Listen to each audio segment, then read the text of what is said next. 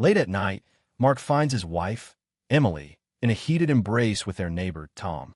Shocked, he uncovers a chilling truth. She's been drugging his tea to hide her affair. As secrets unravel, Mark's trust shatters, but he vows to seek justice, legally and cleverly, without losing himself to rage. Will he reclaim his life, or will betrayal destroy him? Mark Thompson powered down his laptop at 9:47 p.m., the blue glow fading from his office in downtown Austin. His cybersecurity startup, Shield Core, was weeks from launching a new encryption tool, and the pressure was relentless. Client demands, investor calls, and a team of coders leaning on his guidance left him drained. He rubbed his temples, grabbed his keys, and headed to his truck parked outside the sleek tech hub. The drive home was quiet, the city's skyline blurring past as his mind churned over unresolved bugs in the code. At their suburban Austin home, Emily Thompson was already in the kitchen, measuring dried chamomile and lavender into a teapot. Her pharmacy shift had ended hours ago, but she lingered, organizing pill bottles for tomorrow's community health workshop. She was known for those workshops, free clinics for locals, where she taught seniors about safe medication use. It earned her admiration, but tonight her hands moved mechanically, her jaw tight. Mark's late nights were now routine, and their conversations had dwindled to polite exchanges about schedules. Mark pulled into the driveway, the engine's hum cutting through the still night. He stepped inside, dropping his keys on the counter with a clink. Emily glanced up from the teapot, offering a small smile. "Long day?" she asked, pouring steaming liquid into his favorite mug, one etched with Shield Core's logo. He nodded, shoulders slumped, and took the mug. "This helps," he said, sipping the herbal blend she'd started making weeks ago to ease his sleepless nights. The tea was warm, slightly sweet, and he drank it gratefully before heading upstairs to shower. Emily watched him climb the stairs, her smile fading. She turned off the kitchen light and moved to the living room, where her phone buzzed. A text from Tom, their neighbor. "You sure he's okay with this?" Her fingers hesitated, then typed, "He's fine, just tired." She set the phone down, her pulse quickening. Tom, a single dad who coached Little League, had been a casual friend until recently. Their chats over the fence had turned into late-night texts, then stolen moments when Mark was at work. Emily told herself it was harmless, a distraction from feeling invisible. Upstairs, Mark let the hot shower loosen his knotted muscles. The tea's warmth lingered in his chest, and his eyelids grew heavy. By 10:30, he was in bed, the mug half empty on the nightstand. Sleep came fast, dreamless, and deeper than it should have been. Emily slipped into bed beside him, her breathing uneven. She stared at the ceiling, listening to his steady snores, and whispered, "I'm sorry." The words dissolved into the dark, unheard. The next evening, Mark stayed late again, debugging code with his lead developer. He texted Emily, home by 10. She replied with a thumbs up, then set to work in the kitchen. This time, she reached into a locked drawer, pulling out a small vial from her pharmacy. A sedative, prescription only, acquired discreetly during inventory checks. She diluted a precise dose into the tea, her hands steady but her eyes darting to the clock. Mark wouldn't notice. He never did. The tea was ready when he walked in, exhausted but smiling at the familiar ritual. "You're a lifesaver," he said, taking the mug. Emily nodded, her throat tight, and turned away to hide her trembling hands. She busied herself with dishes while Mark drank, unaware of the faint chemical aftertaste masked by honey. He showered, collapsed into bed, and was out within minutes. Downstairs, Emily's phone lit up again. "Tom, coast clear?" She hesitated, then typed, "Come over." Quietly, Tom slipped through the back door 10 minutes later, his footsteps soft on the hardwood. Emily met him in the living room, her voice low. "He's asleep. We have time." Tom frowned, uneasy. "You said he knows, right? This open marriage thing?" Emily nodded too quickly. "Yeah, he's fine with it. Just needs his space." Tom relaxed, pulling her close. Their kiss was urgent, shadowed by the glow of a single lamp. Upstairs, Mark slept on, oblivious, his breathing slow under the sedative's weight. The pattern held for weeks. Mark worked late, came home to tea, and slept like a stone. Emily's guilt grew, but so did her defiance. She felt alive with Tom, seen in a way Mark hadn't made her feel in months. She justified it. Mark was consumed by work, distant, leaving her to fend for herself emotionally. The tea was her insurance, keeping him unaware while she carved out moments of connection. She told herself it wasn't betrayal, just survival. Mark, meanwhile, leaned into the tea's comfort. It was the one constant in his chaotic days, a small act of care from Emily that kept him grounded. He started mentioning it to colleagues, joking about his magic sleep potion. His team noticed his sharper focus, unaware of the chemical crutch. But one night, everything shifted. Mark came home earlier than usual, the launch prep hitting a rare lull.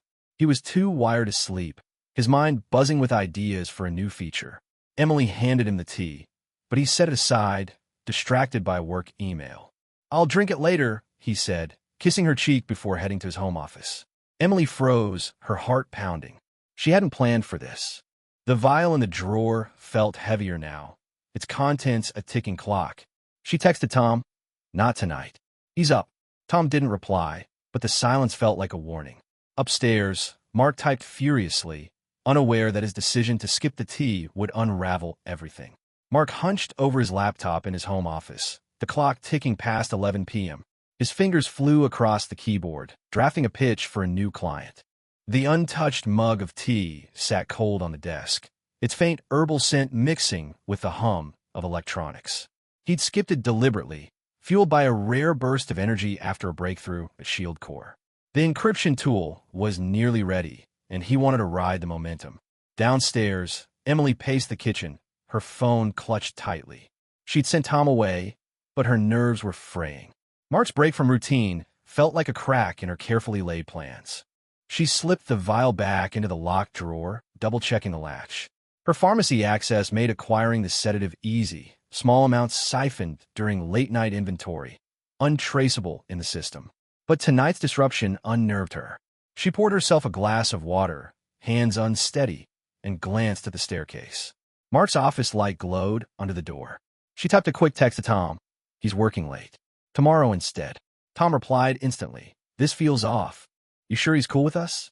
Emily didn't respond. She couldn't afford doubt now.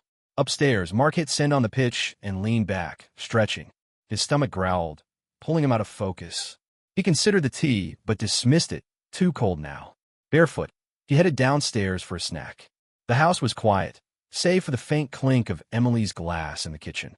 As he reached the bottom step, his phone buzzed with a notification from Shield Core security app, a motion alert from the backyard camera. Curious, he opened the feed. The grainy image showed Tom slipping out the back gate, his jacket pulled tight. Mark froze. Why was Tom here at this hour? He moved silently to the living room, where Emily sat on the couch, scrolling her phone. "Everything okay?" he asked, keeping his tone casual. She flinched, nearly dropping the device. "Yeah, just winding down," she said too quickly. Mark's eyes narrowed. Her voice carried an edge he hadn't noticed before. "Saw Tom outside," he said, watching her reaction. Emily's fingers tightened around the phone. "Probably checking his yard. Kids, you know." Her excuse sounded rehearsed. Mark nodded, but suspicion coiled in his gut. Back in his office, he pulled up the security app again. The camera's history showed Tom entering their yard twice that week, always late, always leaving within an hour. Mark's pulse quickened. He opened Emily's laptop, left unlocked on the dining table, a rare oversight. Her messaging app was still open, revealing a thread with Tom. "He's out cold by 10. Come after." Mark's breath caught. He scrolled up, finding weeks of messages, meetups, excuses, assurances that Mark knew and was fine. His hands shook as he closed the laptop, anger simmering beneath his calm exterior. He returned to the kitchen, where Emily was rinsing her glass. "You feeling okay?" she asked, her voice strained with false concern. Mark forced a smile. "Just hungry. Skipped the tea tonight." Her eyes flickered to the staircase, where the mug still Saturday. "You should drink it," she urged. "Helps you rest." Mark studied her, noting the slight tremor in her hands. "Maybe later," he said, grabbing an apple and heading back upstairs. He needed to think, to plan. Alone in his office, Mark pieced it together. The tea, his unnaturally deep sleep, Tom's late-night visits. It wasn't just an affair. Something was off about those mugs Emily prepared so carefully. He opened a browser and searched sedatives pharmacists could access. Benzodiazepines, restricted but manageable for someone with Emily's clearance, matched his symptoms. Heavy sleep, no dreams, groggy mornings. His jaw clenched. Had she been drugging him? The thought was a punch to the chest, but he needed proof. The next night, Mark played along. He came home late, feigning exhaustion. Emily handed him the tea, her smile tight. "Rough day?" she asked. "Brutal," he replied, taking the mug. In the bathroom, he poured half into a travel bottle, hiding it in his gym bag. He drank a sip for show, then spilled the rest down the sink. Back in the bedroom, he pretended to sleep, keeping one eye half open. Emily waited 10 minutes, then crept downstairs. Her phone glowed as she texted. Minutes later, the back door creaked. Mark slipped out of bed, heart pounding. He moved to the hallway, staying in the shadows. From the top of the stairs, he saw Emily and Tom in the living room, their silhouettes close, voices hushed. "He's out," Emily whispered. "Like always." Tom hesitated. "This still feels wrong. You swear he's okay with it?" Emily's reply was sharp. "I told you it's fine. He's too busy to care." Mark's fist clenched. He wanted to storm down, but he held back. Confrontation could wait. He needed evidence. He returned to bed, feigning sleep when Emily slipped in later. The next morning, he dropped the travel bottle at a private lab, requesting a rush toxicology test. The results would take 48 hours. Until then, he kept up the act. Work late, sip the tea, fake sleep. Emily grew bolder, inviting Tom over nightly. Unaware Mark was watching through the security app. Each visit fueled his resolve. He wasn't just betrayed. He was violated, his trust poisoned with every sip. The lab call came on the third day. Traces of low razepam in the sample, a controlled sedative. Mark's blood ran cold. Emily had crossed a line he couldn't forgive. He spent that evening with his lawyer, laying out the evidence. Security footage, messages, the lab report. The lawyer was blunt. "This is criminal. Unauthorized sedation, breach of trust, pharmacy misuse. We can build a case." Mark nodded, his voice steady. "I want her out, legally. No drama, just justice." The lawyer drafted a plan. Police report, toxicology confirmation, and a restraining order. Mark drove home, the weight of betrayal heavy, but his path clear. Tonight, he'd confront her, but on his terms. Mark sat in his truck outside the house, gripping the steering wheel as the lab report burned in his mind. Low razepam, a sedative, laced in his tea. His lawyer's words echoed. Emily's actions were criminal, a betrayal layered with calculated deceit. The Austin night was still, the suburban street dark, except for the faint glow from their living room. He checked his phone. 10:15 p.m. A security app showed Tom's car pulling up next door. Mark's jaw tightened. Tonight, he'd end the charade. He entered the house quietly, setting his keys down with deliberate care. Emily was in the kitchen, pouring tea into his mug, her movements precise but tense. "You're early," she said, startled, handing him the drink. Mark took it, nodding. "Launch is on track. Thought I'd relax." He held her gaze, searching for guilt. Her eyes darted away, and she busied herself wiping the counter. Mark slipped into the bathroom, pouring the tea into another hidden bottle. He splashed water on his face, steadying his nerves, then returned to the bedroom, leaving the mug half full for show. He lay in bed, eyes closed, listening. Emily's footsteps padded downstairs, followed by the soft click of the back door. Mark's pulse raced. He waited 5 minutes, then crept to the hallway, phone in hand, recording audio. From the stairwell, he heard whispers in the living room. "He drank it," Emily said, her voice low. "We're good." Tom's reply was hesitant. "I don't know. This feels riskier every time." Mark's grip tightened on the phone. He stepped down, each creak of the stairs amplifying his resolve. He flicked on the living room light, freezing Emily and Tom mid-embrace on the couch. Tom stumbled back, hands raised. Emily's face drained of color, her mouth opening, but no words coming out. "Explain," Mark said, his voice sharp, cutting through the silence. Emily stammered, "Mark, it's not." He stepped closer, cutting her off. "Don't. I saw the messages. I know about the tea." Her eyes widened, panic setting in. Tom shifted, confused. "What's he talking about?" Mark held up his phone, the security app open, showing footage of Tom's late-night visits. "You've been sneaking in while I'm asleep, but I haven't been drinking your tea, Emily." He pulled the lab bottle from his pocket, voice steady but laced with fury. "Low razepam. You've been drugging me to cover this." Tom's jaw dropped. "You did what?" he asked, turning to Emily. She shrank back, hands trembling. "It was just to help you sleep," she whispered, unconvincing. "Help me sleep." Mark's voice rose, controlled but biting. You sedated me so you could cheat with him in our house. He pointed at Tom, who looked sick, stepping further back.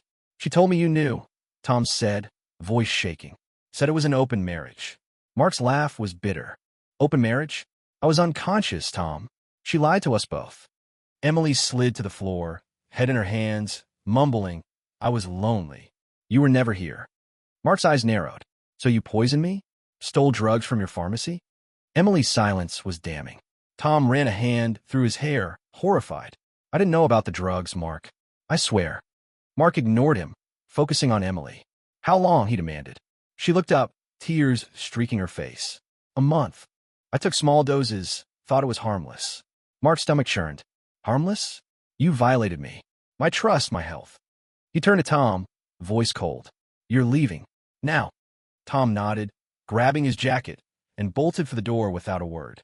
The slam echoed through the house. Mark faced Emily, who was still on the floor, sobbing. You're out by morning, he said, his tone final. Pack your things. I'm done. She tried to speak, but he raised a hand. Don't. I'm calling my lawyer. You'll answer for this. He walked upstairs, leaving her crumpled in the dark. In his office, Mark uploaded the audio and security footage to a secure drive, then texted his lawyer, confronted her. Evidence ready. The reply came fast. File the report tomorrow. We've got her. Mark sat back, his chest tight with betrayal but his mind clear. He wouldn't sleep tonight. Not from drugs, but from the weight of what came next. Emily's footsteps shuffled upstairs, drawers opening as she packed. The sound was hollow, a reminder of the life they'd built, now shattered. By dawn, Emily stood at the door with a suitcase, eyes red but silent. She hesitated, then walked to a waiting rideshare, heading to her sister's apartment. Mark watched from the window, feeling no relief, only a cold determination. He drove to the police station, handing over the lab report, footage, and audio. The officer's face hardened as Mark explained the sedation and affair. This is serious, she said, taking notes. We'll need a full statement and your toxicology results. Mark visited a clinic next, giving blood to confirm the sedatives in his system. The nurse's sympathetic look stung more than the needle. Back home, he sat alone, the house too quiet. His phone buzzed, a message from a colleague about the launch. He ignored it. Work could wait, justice couldn't. The police called that afternoon, confirming they'd summoned Emily for questioning. Mark's lawyer followed up. She'll face charges for drug misuse and tampering. We'll push for full accountability. As night fell, Mark stared at the mug still on the nightstand, its contents now evidence. He dumped the tea, the liquid swirling down the drain like the trust he'd lost. Tomorrow, he'd change the locks and meet his lawyer to file for divorce. Emily's betrayal had gutted him, but he wouldn't let it define him. He opened his laptop, pulling up Shield Corps' project files. The launch was close, and he'd see it through. Not for her, but for himself. Mark stood in the police station, signing the final page of his statement. The officer across the desk, a stern woman named Carter, reviewed the toxicology report and security footage. We've got enough to move forward, she said, her pen tapping the desk. Emily's been summoned for questioning today. Mark nodded, his face set. The lab had confirmed low razepam in his system, consistent with weeks of exposure. He handed over the travel bottle with the tainted tea, now sealed in an evidence bag. Do what you need to, he said, leaving the station. Back home, Mark met the locksmith swapping out the door bolts. The click of new keys in his hand felt like a small reclaiming of control. His lawyer, Rachel, called as he tested the locks. Police are at Emily's sister's place now, she said. She's not dodging this.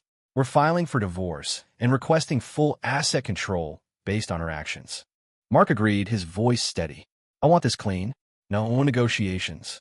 He hung up, then deleted Emily's contact from his phone, a quiet act of severance.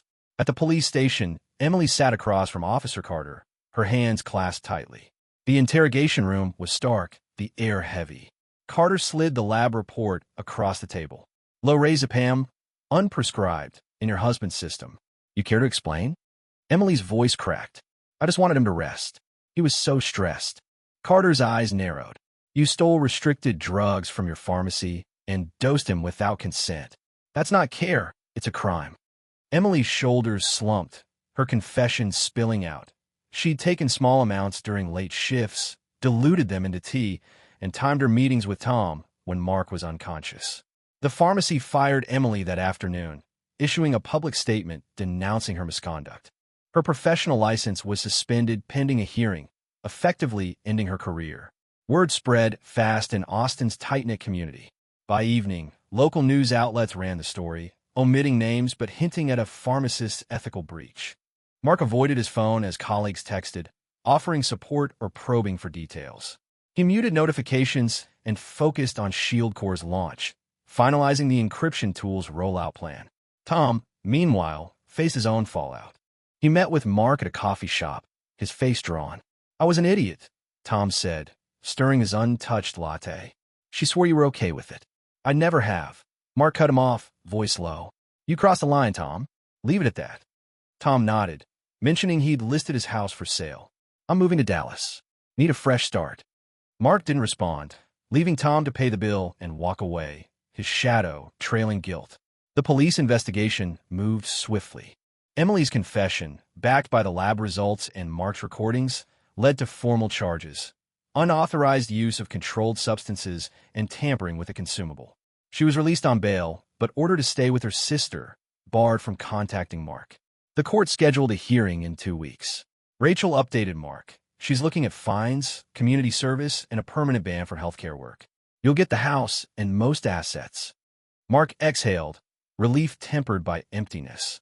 He threw himself into work, leading ShieldCore's launch to a successful debut.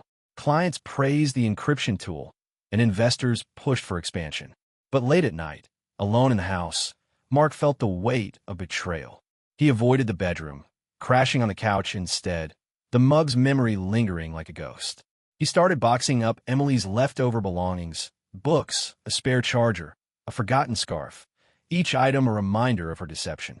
He donated them to a local shelter, wanting no trace of her left. Social invitations piled up, but Mark declined them, wary of pitying looks. His sister, Claire, showed up unannounced one evening, bringing takeout.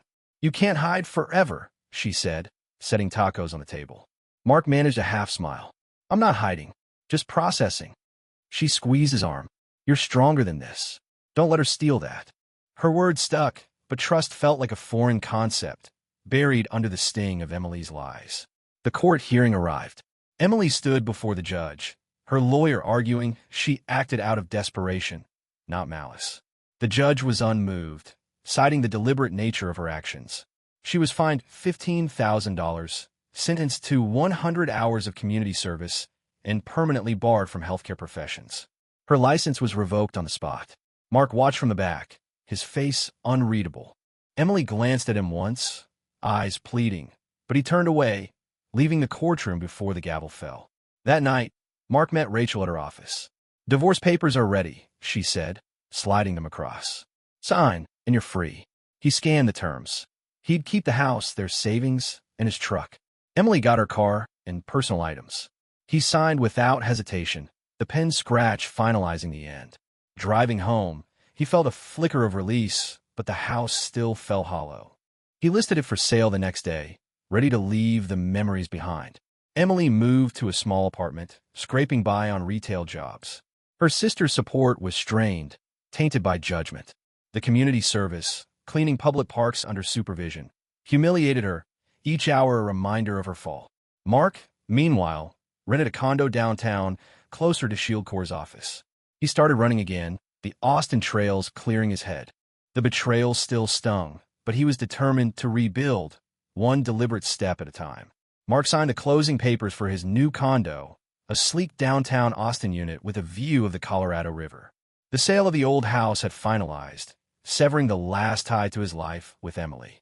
He moved in with only essentials: laptop, gym gear, a few books, determined to build something new. ShieldCore's encryption tool was now a market hit, and his team pushed for a second product. Mark led meetings with renewed focus, but at night, solitude crept in, stirring memories of trust shattered. He started therapy on his sister Claire's insistence, meeting Dr. Lena Carter weekly. At first, he sat in silence, recounting facts without feeling. "Emily drugged me to hide her affair," he told Lena, voice flat. "I won the house, the case, but I feel stuck." Lena pushed him to dig deeper.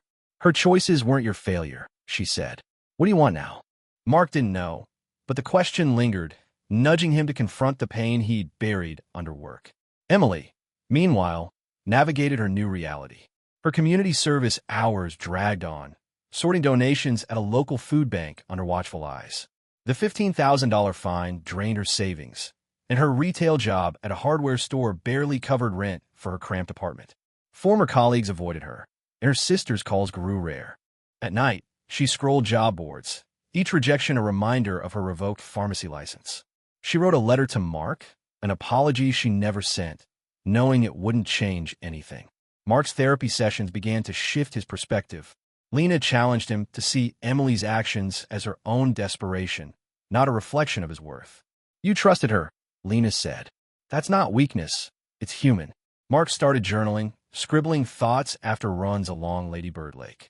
He wrote about anger, then forgiveness, not for Emily, but for himself. He stopped blaming himself for missing the signs, realizing her secrecy was calculated, not his oversight. At a tech conference in Houston, Mark presented ShieldCore's latest feature. During a breakout session, he met Sarah, an app developer from Dallas with a sharp wit and no ties to his past. She asked pointed questions about his encryption model, sparking a debate that lasted past the session. They grabbed coffee, talking code, and startups. Sarah's directness felt refreshing, untainted by deceit. Mark hesitated, but gave her his number, a cautious step toward connection. Emily's community service ended, but her isolation didn't. She took a second job cleaning offices, her days a blur of physical work and silence. A former coworker reached out, offering a reference for a clerical role, but the interview fizzled when her past surfaced. She attended a support group for professionals who'd lost licenses, listening to stories of redemption but feeling detached. Her choices, she admitted there, were driven by loneliness, not love. The clarity hurt, but it was a start. Mark and Sarah texted sporadically, their chats evolving from work to personal dreams. She shared her goal of building an app for mental health support, inspired by her brother's struggles. Mark opened up about his betrayal, keeping details vague but honest. Trust is hard now, he admitted over dinner one night, their first real date. Sarah nodded. I get it. We go slow, no pressure. Her patience disarmed him, and for the first time in months, Mark felt a spark of hope. Tom resurfaced in a LinkedIn message, now settled in Dallas. I'm sorry for my part, he wrote. I was naive, not malicious. Mark read it, then archived it without replying. Tom's role was minor compared to Emily's, but the sting lingered. Mark learned Tom had quit coaching, taking a desk job at a logistics firm. The move felt like penance, and Mark let it go, focusing on his own path forward. A year after the divorce, Mark's condo felt like home. He hung a photo from a team hiking trip, a symbol of new memories.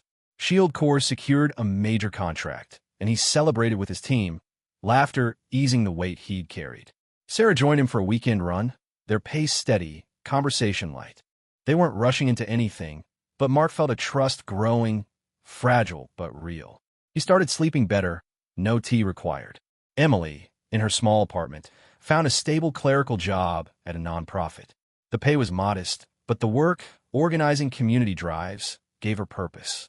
She avoided dating, wary of her own judgment. In therapy, she unpacked her need for validation that led to Tom, admitting her actions were selfish, not justified. She donated her old pharmacy textbooks to a local college, a quiet gesture of letting go. Contacting Mark was unthinkable. She owed him peace. Mark ran into Claire at a family barbecue, his first social outing in months. She hugged him, noting his lighter demeanor. You're back, she said. He shrugged, smiling. Getting there. Later, he and Sarah attended a tech meetup, their hands brushing as they passed a tablet. It wasn't love yet, but it was enough, a beginning built on honesty. Mark knew scars remained, but they no longer defined him. He was moving forward, one deliberate choice at a time.